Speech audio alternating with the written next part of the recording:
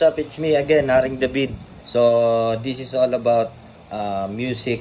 Kasi, last time or last month, or I think maybe a couple of months ago, mahilig tayong mag-post ng mga leaks sa mga groups, mga sa keyboardista, sa sessionista. So, hilig ko dun mag-post ng mga clips ng mga tugtog.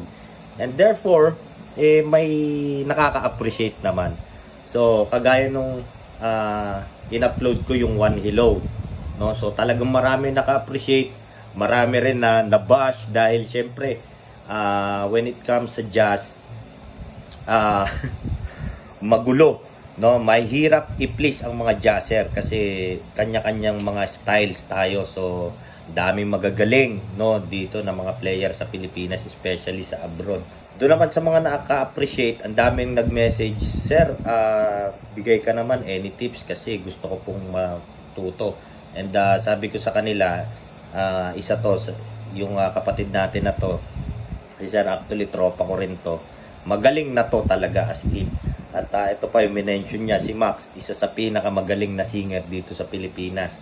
No? So mga idol ko yan. At nag-approach sa akin na kung pwede ako makapagbigay ng tips and techniques, no, on how to step up our style, kung paano natin may equip yung mga skills, no, at kung paano natin may execute. Number one na pwede ko sabihin is yung licks. Number one is licks, no.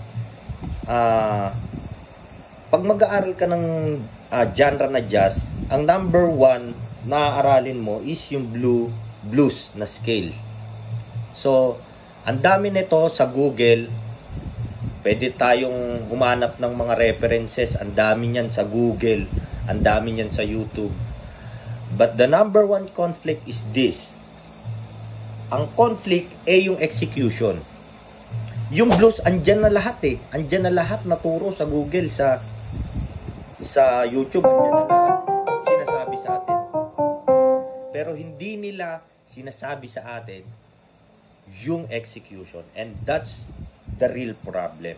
Kaya bakit marami nagtatanong, bakit ang daming takot na pumasok sa jazz? It's because lack of idea. Kasi hindi na itinuturo yan ngayon eh.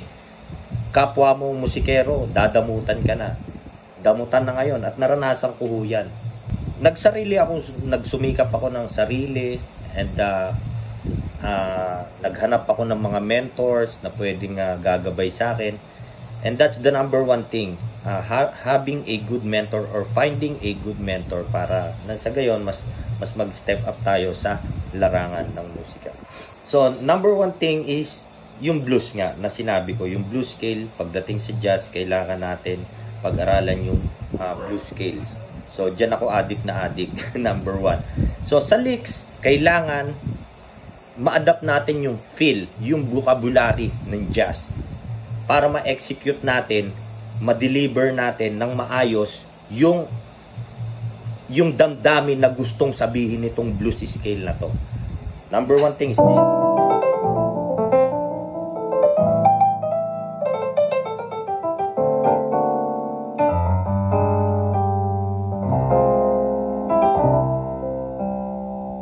You have to adapt the feel, yung feel ng jazz, yung vocabulary ng jazz. And secondary, magpa-follow up na lang yan yung scales. And sa scales, may dalawang ruling tayo diyan, no? Lagi kong tinitignan diyan pagka may mga keyboardista ako napapanood kung paano sila gumamit ng sustain. So may proper usage kasi ng sustain or yung damper. Sa akin kasi, pag nagliliks ako, hindi ako gumagamit ng sustain kasi gusto ko matalas, gusto ko malinis, gusto ko masarap sa tenga. Kasi yung kaibahan niyan doon sa mahilig tumapak sa damper or sa sustain, ganito kadalasan ang nagiging problema or nagiging tunog, no?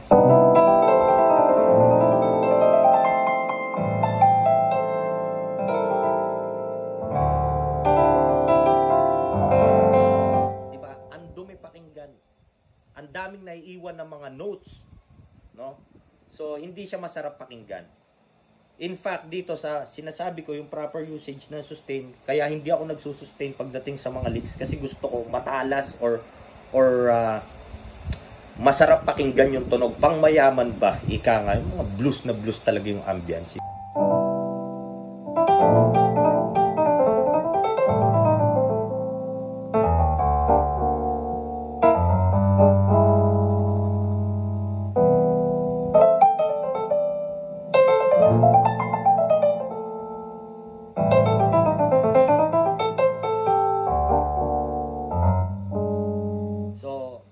Medyo relate siya sa funky kasi medyo funky jazz nga ang forte ko, parang pop jazz na may funky jazz yung, yung mga style ko, no, yung mga gusto ko kasi dun sumasarap kasi ang explanation ko naman about dyan, pagdating kasi sa mga millennials ngayon, pag sobrang lalim mo sa jazz, hindi rin sila makaka-relate sa'yo, hindi rin sila, kumbaga walang wow factor na magiging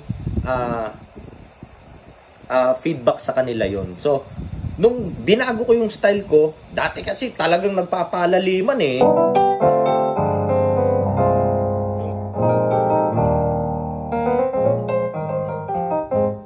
So, binago ko yung approach ko, mas ginawa ko siyang catchy, yung masarap, no, yung parang kikiligin ka agad, yung chicks na nanonood sa'yo, parang gano'n. So, nung ginawa ko yon, binago ko yung style ko, ang dami naka-appreciate, no? Kumbaga sumarap ng gusto yung tunog. So mahirap nga, sabi ko nga, mahirap i-please yung mga jazzer. So nasa sa inyo yan kung paano nyo iti-take yung sinasabi ko. So hindi po ako magaling, hindi ho ako master, nagagaling-galingan lang ho. This video ho is all about sharing yung nalalaman ko ho.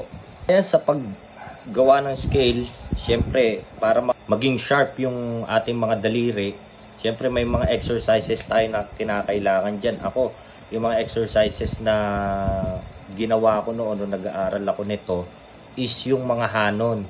So magandang mga exercises yon. Maraming mga types yon ng mga exercises to improve our fingerings, and then yung independency. In terms of independency, no, yun yung parang may ibang ginagawa tong kaliwa, may ibang ginagawa rin tong kanan, para nagsasagutan lang sila. So that's the rule sa kung paano ba natin ma-sharpen yung mga licks natin is to study or practice hanon. And number 2 is yung passing tones. No, sa jazz kasi minsan ang dami na nating according ginagawa di ba? So meaning to say, halimbawa 2-5-1 progression, Sunday morning 2-5-1. So pag jazzer ka, kaya mong gawing 10, 15, 20 yung chords ng Sunday morning, like ganito.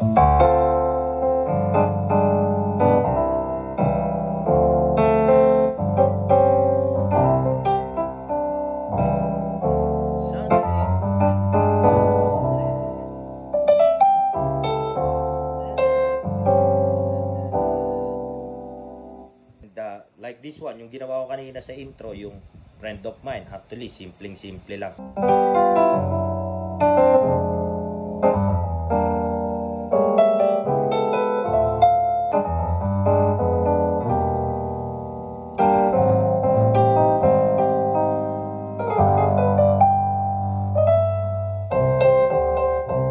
So disclaimer lang ho, if you are a full band, pag gagawin mo yon, much better mag-usap kayo buong banda, kasi mamaya gawin mo yon hindi sila aware, so baka magulat sila, baka magkagalit-galit kayo, madisband kayong buong grupo. At least aware sila sa gagawin mo, at pwede mong ituro sa kanila yung passing tones na ginamit mo para terno-terno kayo, hindi saliwa-saliwa yung tunog. So hindi siya advisable sa full band, hindi ko ina-advise siya sa full band. Advisable siya kung solo performer ka, or kung duo ka, or trio kayo, pwede yon. Pwede mong gamitin yun, yung mga ganong mga passing tones. Ano ho? Sa passing tones, ang ginagamit nating theory, diminish. Well, pag sinabing diminish, marami namang musician ang may alam dyan. But, they didn't know what is the importance of diminish. So sa jazz, yung mga diminish, ginagamit yan sa mga intervals, yung mga passing tones, yung mga ganyan. So, idagdag ko rin yung tritone. So, tritone and diminish is identical yung dalawa na yan. Ito yung tunog ng tritone, tapos may inversion pa yan. Ayan. Ayan, may mga inversion pa tayo, mga tinatawag. So, malawak po ang jazz. Pero pag nakuha natin yan, basic na basic lang. So, paano ba ginagamit yung diminish? Well, personally sa akin, ginagamit ko yung diminish as passing tone sa mga minors. Halimbawa, sa key of C, ano ba yung mga minor chord natin dyan? Yung A minor, yung D minor, yung E minor. So, pwede tayong mag-passing sa kanila half a step. So, either, halimbawa, sa A minor, either B flat or D sharp. Yan ang pwede mong option. So, hindi ka mamamali dyan. No? Kung mas gusto mo pang palalimin yung diminish na yan, lagyan mo na lang ng mga extension. Bahala ka na mag-explore. Basta babagay. Hindi mawawala yung singer o yung ibang grupo mo. Ganun lang naman kadali. So, alam mo, sa pagiging jazzer minsan, nakakalungkot isipin kasi, yung mga rockstar, di ba, pag nag-perform, minsan, 3 chords lang, talagang yung tao, rakrakan din, talagang alive na alive. Well, hindi ko naman dinidiscriminate ang rock music kasi tayo, variety music, variety artist din na tayo, so, tumutugtog din ako ng mga rock. So, sinasabi ko lang yung insight ko, pagdating sa usaping rock and jazz. Sa rock, kahit 3 chords lang ang gamit, basta rock, talagang nagrarak-rakan din ang mga tao. Well, in fact, dito sa jazz, talagang kung sino lang yung mga musikero, yun lang din ang makaka-relate sa'yo. Yung, kumbaga, yung mga audiophile na tao, ibig sabihin ng audiophile, yung mahilig manood, hindi tumutugtog, pero mahilig makinig, So, may kasabihan tayo A rock artist can play 3 chords in front of 3,000 people. While a jazzman can play thousands of chords in front of 3 people. Ganun ho ang kasabihan na yan. Kaya mas iniba ko yung expression ko sa jazz. Mas ginawa kong pinag-aralan ko magiging catchy sa mga nanonood kahit ano pa man yan yung mga millennial man na nanonood sa akin, kahit jazz ang tugtugin ko, makaka-relate sila. Especially yung number 1 factor na kailangan mong habulin, yung masasarapan sila kahit hindi nila alam yung kanta. O kagaya nung week. Ito, pakita ko sa kayo.